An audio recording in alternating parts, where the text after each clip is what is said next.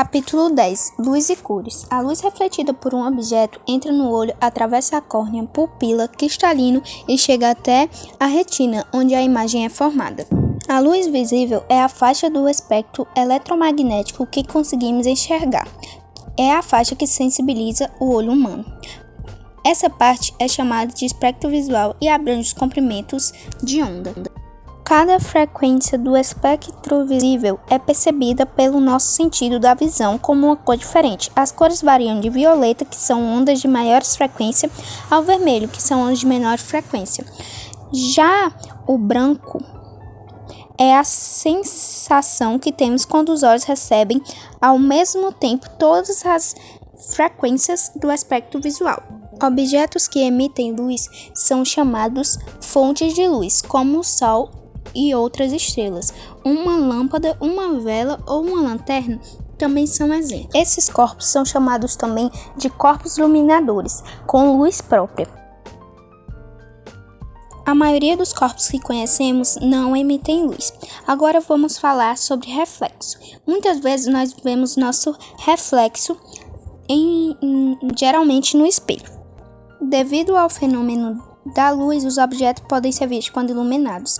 Por não apresentarem luz própria, esses objetos são chamados de corpos iluminados.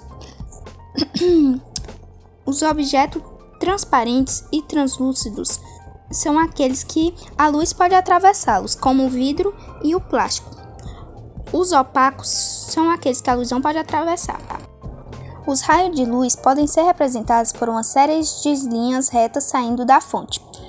Pode ser chamado também de raios iluminados. Os raios indicam a trajetória de luz, e um conjunto de raios luminosos emitidos pela fonte é chamado de feixe de luz. Agora vamos falar sobre a sombra. A sombra corresponde à parte da parede que não está recebendo luz da fonte iluminada. Essas partes dos raios luminosos foram bloqueadas pelo corpo opaco. Se a fonte de luz tiver dimensões consideráveis em relação ao objeto que será iluminado, vai aparecer além da sombra uma região um pouco mais clara, que recebe apenas parte da luz direita da fonte. Chama-se penumbra. E foi isso, espero que tenham gostado. Vamos lá. A reflexão da luz. Se você jogar uma bola de borracha bem na vertical contra um chão plano e sem efeito de rotação, ela volta na mesma direção. Se for lançada obliquamente, também sem rotação, ela será refletida em um ângulo igual ao ângulo com que bateu no chão, ok? Como vocês podem ver no exemplo que eu coloquei com a lanterna, ela é um raio incidente, certo? Que é o que está de verde, 20 graus. Ele vai, que é o incidente, e volta refletido. Ele tem o mesmo grau, de 20 graus, mas ele também pode ser refletido diferentemente de outros graus, tipo 20 graus, 60 graus, 30 graus, diferentemente disso, ele pode ser refletido também. Mas tanto o raio incidente como o raio refletido vão ter o mesmo grau, ok? Como vocês podem ver. As superfícies, né, que não são totalmente lisas, quanto aos espelhos, tipo, que sempre tem uma reflexão diferente. Um feixe de raio paralelo, ao incidir sobre as suas superfícies, reflete-se em várias direções. É a chamada reflexão difusa. Esse tipo de reflexão, certo, nos permite que os objetos que nós vemos sejam mais explícitos no nosso dia a dia, certo? Quando um raio de luz incide sobre uma superfície plana e polida, como a superfície do espelho comum, em certas vezes, acontece algo parecido com a teoria da bola, certo? O raio de luz ele é refletido com o mesmo ângulo que você incidiu.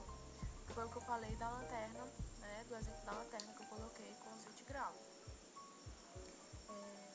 Ele volta, né, no mesmo grau. Essa é uma lei, certo? É a lei da reflexão da luz, ok? Como vocês podem ver nos exemplos que eu coloquei. Os espelhos para espelhos planos. Em um espelho plano, as imagens que vemos parecem estar atrás do espelho. Ao prolongarmos os raios refletidos de determinados pontos pelo espelho, veremos que estes convergem para um único ponto, que parece ter partido de trás do espelho. A imagem do objeto é vista no ponto de onde encontramos os prolongamentos dos raios refletidos, certo? A imagem que parece se formar atrás do espelho pelo prolongamento dos raios refletidos é chamada de imagem virtual. Essas imagens não podem ser projetadas em um anteparo. Por quê? Como uma parede. Por quê? As imagens que podem ser projetadas, como ocorre no cinema, são chamadas de imagens reais. Elas não podem ser projetadas porque você está vendo algo direto que está sendo refletido, ok? Cada ponto do objeto está à mesma distância atrás do espelho que o ponto correspondente da imagem, ok? Quando afastamos o objeto do espelho, a sua imagem também se afasta. Além disso, ela é do mesmo tamanho que o objeto. Agora, fique em frente ao espelho plano e observe que quando você levanta a mão direita, a imagem faz o mesmo, mas há uma inversão. O lado esquerdo aparece como o direito e vice-versa. Esse fenômeno é chamado de reversão de imagem, que é o que causa em espelhos diretos em posições frontais. A superfície do espelho curvo, ela não é plana, logicamente, né? Ela é uma curva. Nesse caso, a superfície curva e espelhada pode ser côncava ou convexa, certo? Nos espelhos convexos, a superfície espelhada ela é convexa, como uma superfície externa de uma colher, certo? E esses espelhos formam imagens virtuais menores do que as reais e fornecem um campo de visão maior que os espelhos planos. Por isso, são usados no retrovisor externo de alguns veículos, nos estacionamentos, em saídas de elevador, lojas, entre outros locais que necessitem de um campo visual maior, como, por exemplo, em shoppings e etc. Nos espelhos côncavos, a superfície espelhada é côncava, com a superfície interna de uma colher, certo? Aí ela já é mais para dentro. Aí o tipo de imagem formada depende da distância do objeto ao espelho. Por exemplo, esses espelhos fornecem imagens virtuais e ampliadas quando os objetos estão próximos a eles, embora diminuam o campo de visão. Por isso, são utilizados por dentistas, em espelhos de rosto, em banheiros, etc. Em óticas, às vezes, também tem muito isso. As cores da luz branca. A luz branca é formada por uma mistura de ondas de várias frequências. Quando a luz branca atravessa um prisma ou até uma gota d'água, cada uma das ondas que compõem a luz branca sofre refração diferente em sua trajetória. O resultado é que os diferentes comprimentos de ondas se separam e podem então perceber que a luz de várias cores compõe a luz branca. Esse fenômeno é chamado de dispersão de luz. Embora se fale nas 7 cores do arco-íris, há um espectro contínuo de várias cores, com diferenciação gradual entre elas, sem uma distinção exata entre os limites de cada cor. A refração da luz. Quando um raio de luz passa de um meio com ar para o outro com água, uma variação em sua velocidade. Se a luz incidir perpendicularmente sobre a superfície da separação dos meios, há apenas mudança de velocidade. Se incidir obliquamente, além da variação de velocidade, há também mudança na direção da propagação. A mudança da velocidade, que acontece no momento em que um raio de luz passa de um meio para o outro, é chamado de refração. Uma aplicação importante da refração são as lentes. Óculos e lentes de contato corrigem problemas de visão, como a miopia e a hipotermia. Outra aplicação são as lupas, também conhecidas como lentes de aumento. A lupa é uma lente que forma imagens aumentadas de objetos colocados próximos a ela. É utilizado, portanto, para ver melhor e mais detalhadamente um objeto. Outra aplicação das lentes são os microscópios ópticos, que fornecem imagens amplas de objetos muito pequenos, permitindo observar estruturas que são invisíveis a olho nu.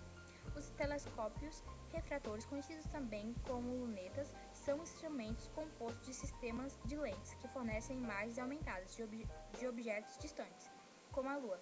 Já os telescópios refletores usam espelhos côncavos para formar imagens amplas. Com o tópico disco de Newton. Eu vou falar um pouquinho para vocês, vai ser um pouco rápido e espero que vocês gostem. O disco de Newton, ele é um dispositivo utilizado em demonstrações de composição de cores. O disco de Newton, ele é um experimento muito conhecido na física. O objetivo do disco de Newton foi mostrar a composição da luz branca. Newton explicou que a luz branca ela era considerada de verdade uma luz composta por várias cores. vermelho, laranja, amarelo, verde, anil, violeta e azul. São essas 7 cores que vocês podem ver aqui.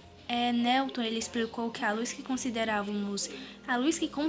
branca é na verdade uma luz composta de várias cores.